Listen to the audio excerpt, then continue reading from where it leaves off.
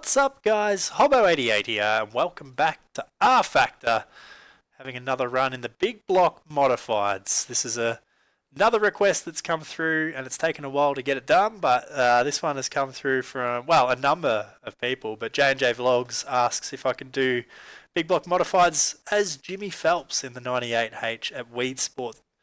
So here we go, we're going to go ahead and have a run, and we're going to have to do a couple of things differently with this video because of the fact that there's a few issues with the AI and whatnot for this track. But here's the car. We've already got it loaded up, ready to go. The track, Weedsport 2017.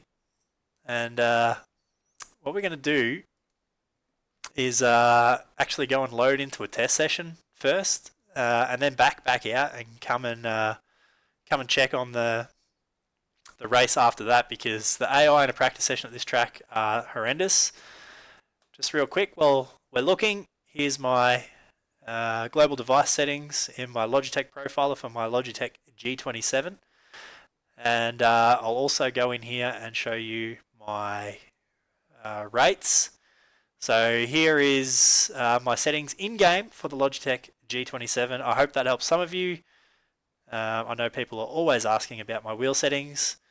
Make sure you pause that if you needed to look at it. And I'm going to quickly go into the garage and shorten up my gear ratio. But that's it. Let's go ahead and go and cut some laps. And we'll consider this our hot lap session.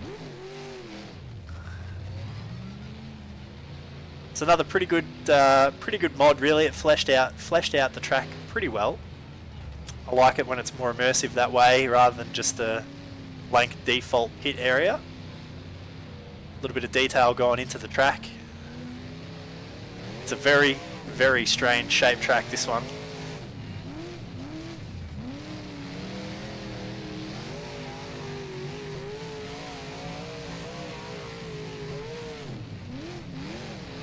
A very unique shape indeed.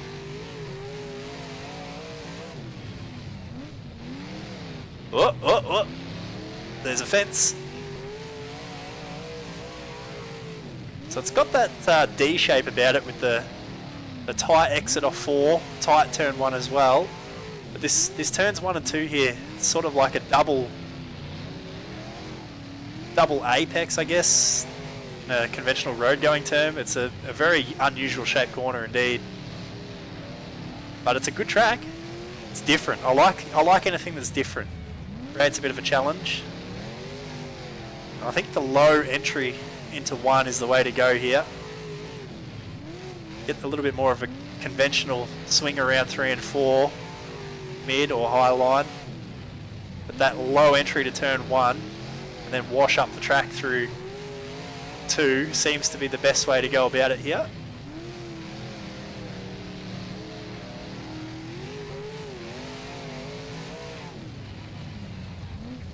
As soon as you get a little bit higher like that, you get to that fence very, very quickly.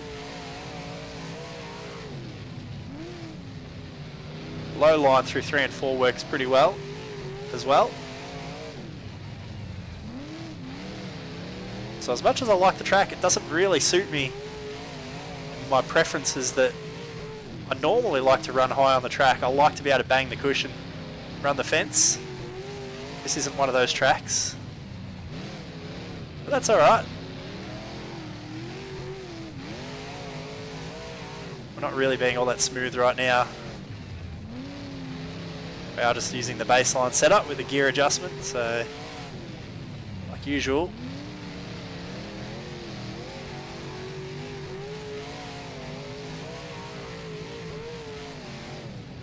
Not exactly tuned right up to perfection. Ride the brake a little down into 1 and 2. Get the car woed and turned.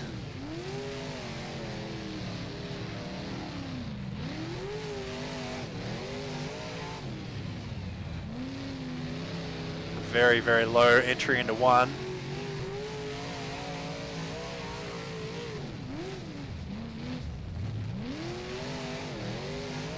It's a very, very unique track. I like it. I like it. Alright, so let's go ahead and button it off here. head back into the pit area.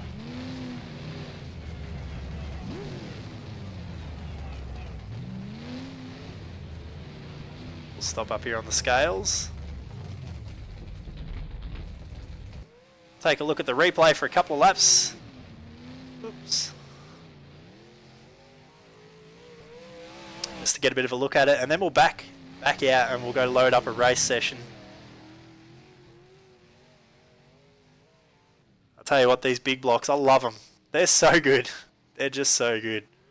Look at that. Right up on 3 wheels out of turn 4.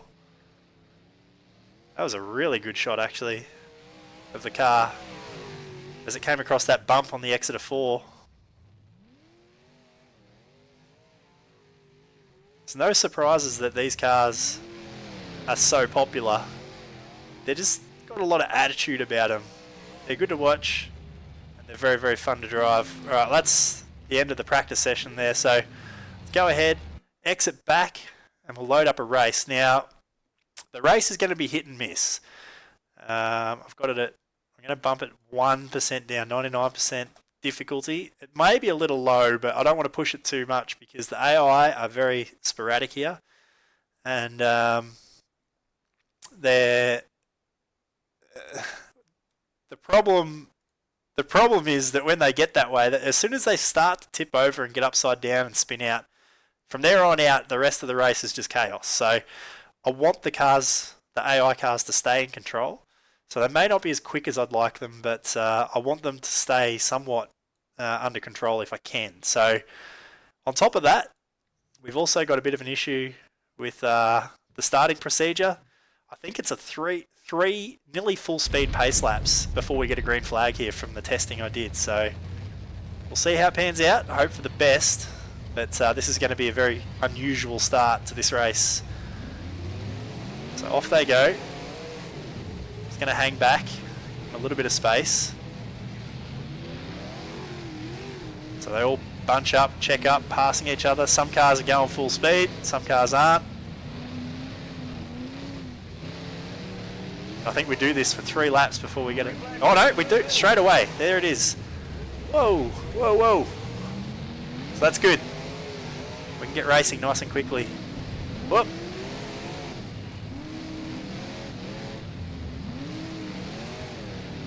A very, very bad frame rate right now. It must be a car in the field with a memory leak issue or something, because rFactor doesn't exactly push the hardware of my machine. Getting very bad frame rate indeed. I don't know whether or not it's that obvious through the recording, but it's quite spotty for me, which is distracting, but that's alright. It's getting better. Well, I did say there was no high line, but... Oh, ouch! It wouldn't be an rFactor dirt video of mine if I didn't at least try it.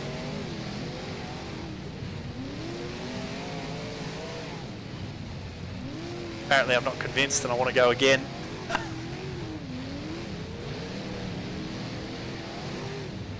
Oh, didn't realise there was a car on the inside there.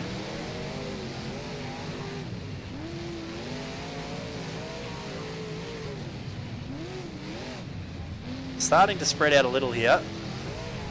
Oh, Lord. Uh-oh.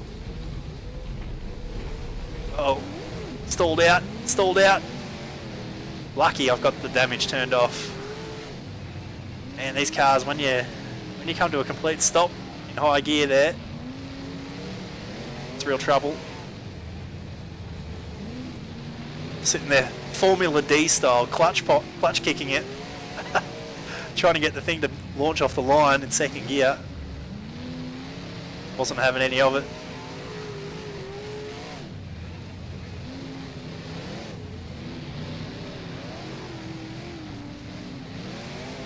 So far so good though. Looks like all the cars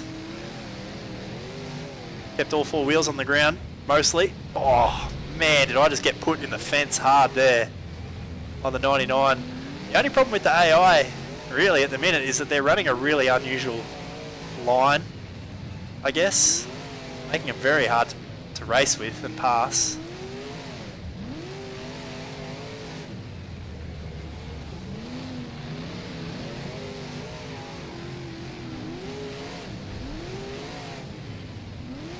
more contact. The stuttering is starting to come back again.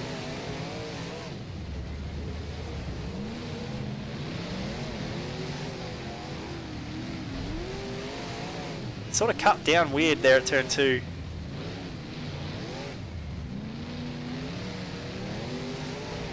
Whoa, wheelie. Rode a wheel. It's going to hurt. Oh no, I thought we were going to make contact there.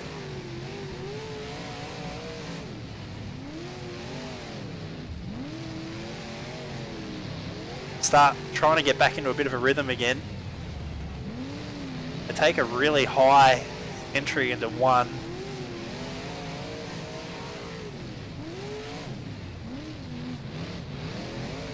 Oh, I just knew that was going to happen. The big slider down into 3 just leaves you open.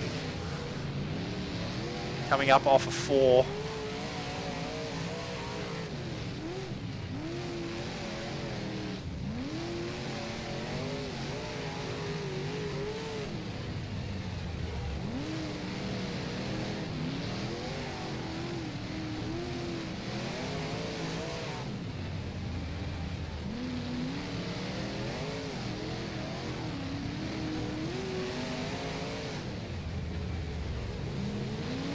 Could be the race for around about the lead.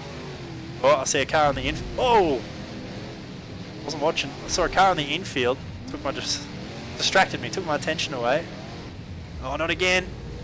Oh, man. When you get walled off a 4 there, the corner really tightens up. Uh-oh, here we go. Here we go. AI have just lost it. We're going to see cars flipping everywhere now.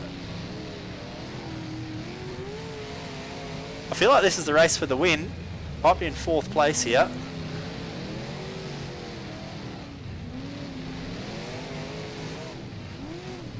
There's another one. Oh, here we go. Spinning top.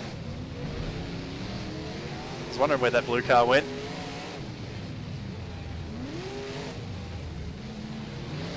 Pretty aggressive dive. Oh!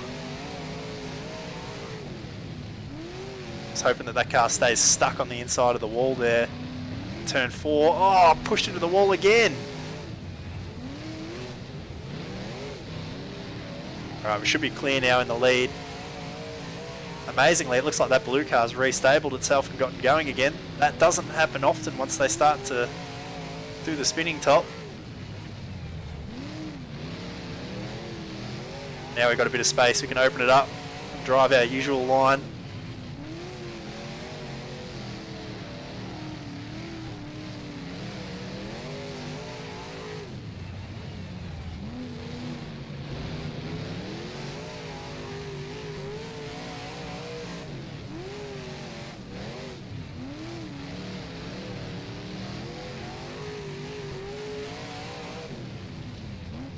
Oh no, not again.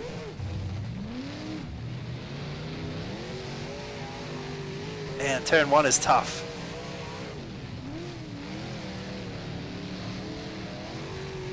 Oh! It's happened about 10 times. Getting shoveled into the wall at turn 4. It's a tough corner to get right, let alone when someone's giving you a hit in the left-hand side door. Uh-oh, we got another one in the fence up here.